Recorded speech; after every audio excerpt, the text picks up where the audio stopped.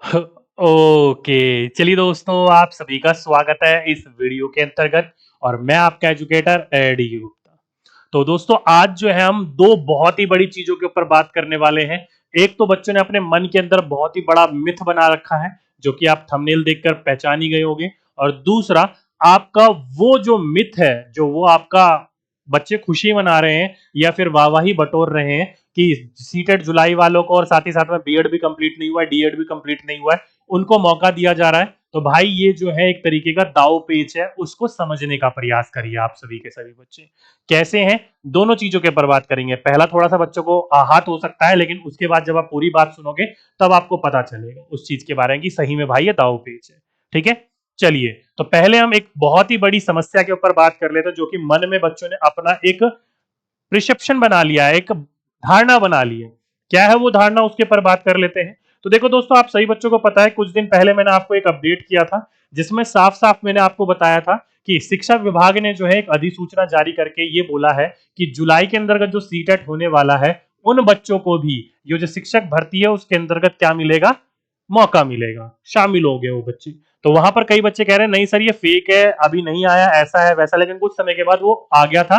और बीपीएससी के जो चेयरमैन है अतुल प्रसाद जी, उन्होंने भी इसको कंफर्म कर दिया था। ठीक है, लेकिन हम इसकी बात नहीं करने आए हैं। इसी के साथ साथ में दोस्तों, एग्जाम डेट भी आप लोगों की चेंज हो चुकी है। एग्जाम डेट आप लोगों को पता चल गई होगी कि पहले जो थी 19-20 जो थी, वो अब चेंज होकर क्या हो गई है, वो हो गई है 26। 27 तो थी ही, उसी के साथ में 24 और 25 को ऐड ऑन कर दिया है। तो ये आपकी नई डेट है। इस डेट में आपका एग्जाम देखने को मिलेगा। ये सारी की सारी बातें आप लोगों को पता है। अब देखो दोस्तों, दाव पेच क्या है समझने का प्रयास करिए। एक वो बच्चे हैं जो बच्चे कह रहे हैं कि ये जो बीपीएससी है गलत कर रही है, जिनका कोई बीएड अभी नहीं हुआ है, जिनका सीटेट क्लियर नहीं है, उन बच्चों को इन बीपीएससी में मौका दिया जा रहा है।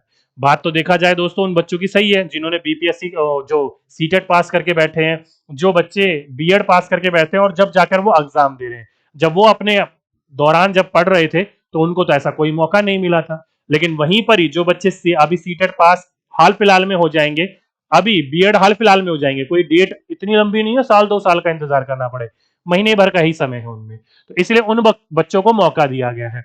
तो देखा जाए तो सरकार पॉइंट ऑफ व्यू से अच्छी बात है, उन बच्चों के भी मौका दिया, क्योंकि इसके बाद वैकेंसीज कब आएंगी कब नहीं आएंगी, इतने साल से वेट कर रहे थे सारे के सारे, इसलिए सरकार ने उन्हें मौका दिया है। तो भाई अभी घबराने की जरूरत नहीं है। वो बच्चे जो बीएड और सीटेट पास करके बैठे हैं और वो कह रहे हैं कि बताओ यार ये अभी पास भी नहीं है, इनको मौका दे रहे हैं। कई बच्चे तो मीम भी बन रहे हैं कि भाई जिन्होंने अभी एडमिशन लिया है बीएड में और सीटेट उन्होंने अभी देखा भी नहीं है, उनको भी दे दो मौका, 2024 वालों को भी दे दो मौका।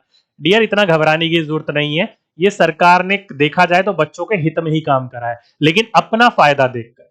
ठीक है, तो अभी इस दाव पेच में मत पड़ो कि ये हो रहा है या ये हो रहा है। ठीक है, चलिए मेन मुद्दा आ जाता है दोस्तों, जो बच्चों ने अपने मन में प्रिस्क्रिप्शन बना रखी है, वो क्या बना रखी है कि इस बार का जो बीपीएससी का एग्जाम होगा, वो क्या होगा, उसका टफ होगा, क्या लेवल। ये बच्चों ने अपने मन में प्रिस्क्रिप्शन बना रखी है कि अब जो है देखो दोस्तों, विदाउट सीटेट वाले इसके अंतर्गत आ गए, चलो इतना तो ठीक है।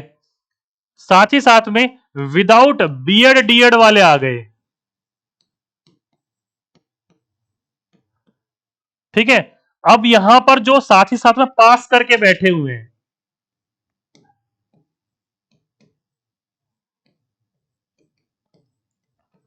केवल पहले इनके बीच में कंपटीशन था।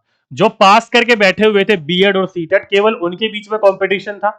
सरकार ने पहले इनको ऐड करा कि भाई चलो ठीक है, जिनका जो है ये 30 या फिर 31 अगस्त तक जिनका रिजल्ट जो है ये आ जाता है, ठीक है, आ जाता मतलब पेपर हो जाता है, तो वो एलिजिबल है। पहले इनको करा, चलो ठीक है, कंपटीशन बढ़ा। अब उसके बाद फिर इनको भी ऐड कर लिया, इनको भी कंपटीशन और बढ़ गया। तो यहां पर बच्चे अपने मन में धारणा बनाने लग गए भाई एग्जाम बहुत ज्यादा हाई आएगा, एग्जाम बहुत ज्यादा हार्ड होगा। तो भाई अपने मन में ये प्रिस्क्रिप्शन बनाना बंद करो। अगर ये ऐड नहीं भी होते ना तो भी आपका पेपर वैसे ही होता, कोई ऑनलाइन पेपर नहीं है जो 30 शिफ्टों में होगा। 2 ही शिफ्ट में आपके एग्जाम होने हैं, एक ही दिन में आपका पूरा का पूरा निपट जाएगा, ज्यादा से ज्यादा 2 दिन में निपट जाएगा, 2 पाली में एग्जाम होगा। ठीक है, तो इसलिए इतने बड़ी धारणा बनाने की जरूरत नहीं है। आप खुद सोच के देखो, कई बच्चे कहेंगे सर कंपटीशन तो बढ़ गया ना। अरे भाई कहां का कंपटीशन बढ़ गया, आप खुद सोच के देखो कि 20 अगस्त को इनका एग्जाम है सीटेट का, किसका है? 20 अगस्त का सीटेट का एग्जाम है इनका। हाल फिलहाल में ये जो है डीएड और बीएड के एग्जाम दिए होंगे, तो वहां पर ये थोड़े बहुत बिजी थे। डीएड बोल लो या फिर बीएड बोल लो, वहां पर ये बिजी थे, तो इन वजह से इन्होंने इसके ऊपर ज्यादा ध्यान दिया होगा। बीपीएससी के ऊपर तो इन्होंने ध्यान ही नहीं दिया होगा। कई बच्चे कहेंगे सर एग्जाम सेम ही तो है। भाई किसने कहा एग्जाम सेम है? पेपर वन का लेवल उठाकर देखो, सीटेट का बहुत अलग है, और पेपर बीपीएससी का उठाकर देखो बहुत अलग है। कोई सेम नहीं है। बीपीएससी में भरकर एसएसटी पूछी गई है, सीटेट पेपर वन में एसएसटी का नाम ही नहीं है। ठीक है, तो लेवल बहुत अलग है। ये जो बच्चा है जो सीटेट भी पास नहीं है, बीएड भी पास नहीं है, इसको 3 एग्जाम देने हैं। 3 एग्जाम के ऊपर अलग अलग राह में जा रहा होगा ये। और जिसे केवल बीपीएससी देखना है तो वो केवल अपनी एक राह में है। आप याद करो, अर्जुन ने मछली की आंख में तीर क्यों मारा था? क्योंकि उसकी केवल निगाह कहां पर थी? केवल आंख के ऊपर थी, और कहीं निगाह नहीं थी। बाकी क्यों नहीं मार पाए थे? क्योंकि वो इधर उधर उधर सब जगह देख रहे थे। ठीक है, तो इसलिए अर्जुन ने सही निशाना मारा था। इसलिए दोस्तों, आपके ऊपर केवल एक ही राह है, एक ही पथ है, आपको बीपीएससी करना है। इनके पास बेचारों के पास सीटेड भी है, बीएड देकर बैठे हैं अभी अभी, तो इनका राह बदला हुआ है। इधर भी जाना है, इधर भी जाना है, और इधर भी जाना है। तो ये खुद अपने आप में कंफ्यूज हो जाएंगे, भाई जाना तो जाना किधर है। तो इसलिए दोस्तों कोई कंपटीशन नहीं बढ़ा है। हाँ ये है कि इसमें जो सबसे ज्यादा रिजल्ट होगा ना, वो इन्हीं बच्चों का होगा जो बीएड और सीटेट पास करके बैठे हैं। ठीक है, सबसे ज्यादा रिजल्ट जो इन्हीं का ही होगा। ऐसा नहीं है इनका नहीं होगा, इनका भी होगा, लेकिन इनको बहुत ज्यादा मेहनत करनी पड़ेगी। अगर आप दिन में आप 5 घंटे पढ़ रहे हो और ये 10 से 12 घंटे पढ़ रहे हो तो बराबर है। क्या है?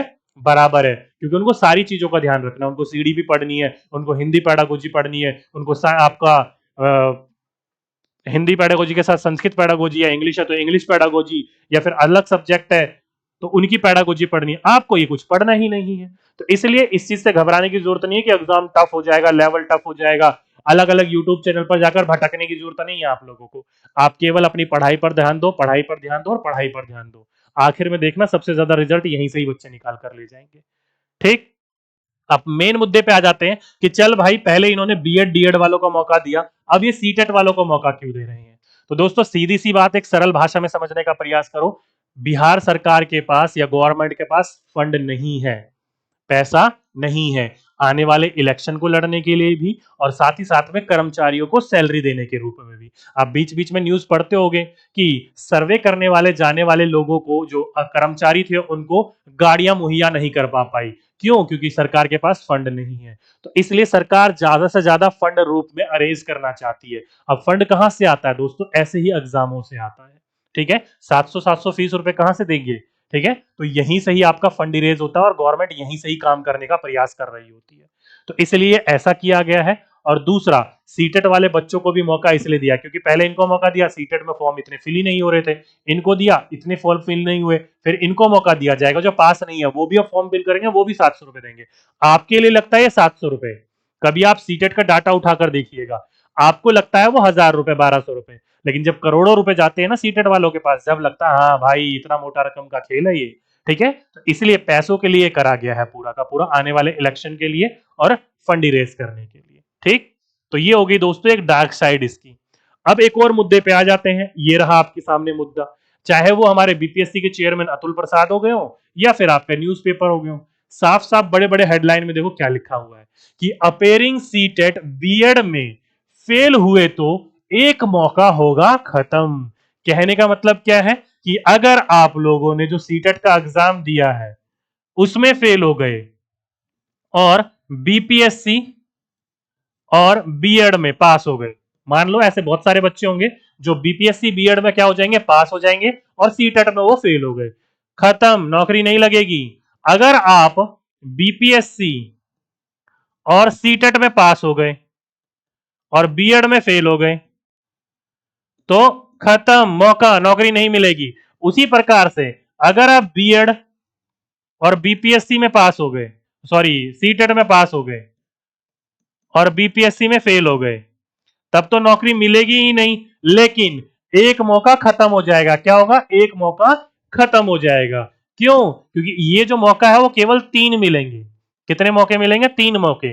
केवल आप लोगों को 3 मौके मिलेंगे जो आप इस एग्जाम में एलिजिबल होगे। ये अतुल प्रसाद जी ने भी कहा है कि 1 chance out of 3 will be, क्या बोल रखा है, वो हट जाएगा, एक्सॉर्टेड बोल रखा है। देख सकते हो दोस्तों कि आपका जो ये 3 मौके हैं, 3 मौके में से एक मौका अगर वो खट जाएगा, अगर आप बीपीएससी बीएड में पास हो गए और सीटेट फेल हो गया, अगर बीपीएससी सीटेट पास हो गया बीएड में फेल हो गए तो भी मौका खत्म, और यहां तो मौका खत्म ही खत्म है।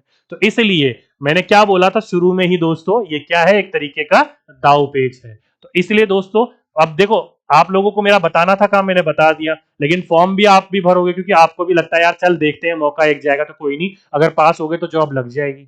तो हर किसी को मौका चाहिए होता है, हर किसी प्रकार की चीज देखने को मिलती है।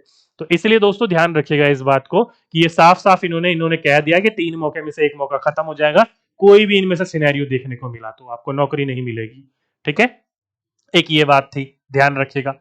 एक बच्चे का मैंने कमेंट पढ़ा कि इस बार बायोमेट्रिक वगैरह हो रहा है तो इस बार जो है वो बीपीएससी में सेटिंग नहीं हो पाएगी लग रहा है। मतलब मेरा भाई कई बच्चे अभी सेटिंग में लगे हुए हैं। भाई देश का कोई भी एग्जाम हो, हर एग्जाम में सेटिंग होती है, कड़वी सच्चाई है, आपको भी पता है मुझे भी पता है।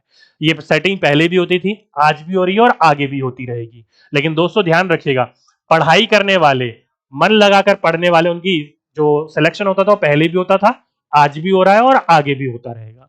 इसलिए हमेशा ये देखा गया है कि यहाँ पर धांधलीपंती देखने को मिलती है, और बिहार तो वैसे ही आप सभी बच्चों को पता है इस चीज के मामले में आता ही रहता है न्यूज में। ठीक है, तो इसलिए इस चीज को लेकर घबराना नहीं है, सेटिंग होगी कि नहीं होगी, कई बच्चे सेटिंग करके आ जाएंगे। भाई अगर वो पकड़े गए तो सीधे सीधे बर्खास्त होंगे और सीधा सीधा उनको क्या होगा, जेल भी होगी और जुर्माना भी होगा। तो इसलिए ये फालतू की चीजों में मत पड़ो, अपना डायरेक्टली पढ़ने पर ध्यान दो। बस इनमें से कोई भी सिनेरियो आपके साथ ना बने, तो इसलिए आप अपने पूरे के पूरे टारगेट के ऊपर ध्यान दो। ठीक है, चलिए, तो ये थी दोस्तों आप सभी बच्चों के लिए एक छोटा सा अपडेट, एक छोटी सी वीडियो। आज के लिए अभी के लिए बस इतना ही, आपसे फिर मुलाकात होगी एक नेक्स्ट वीडियो में एक नेक्स्ट टॉपिक के साथ। जब तक के लिए सभी बच्चों को धन्यवाद।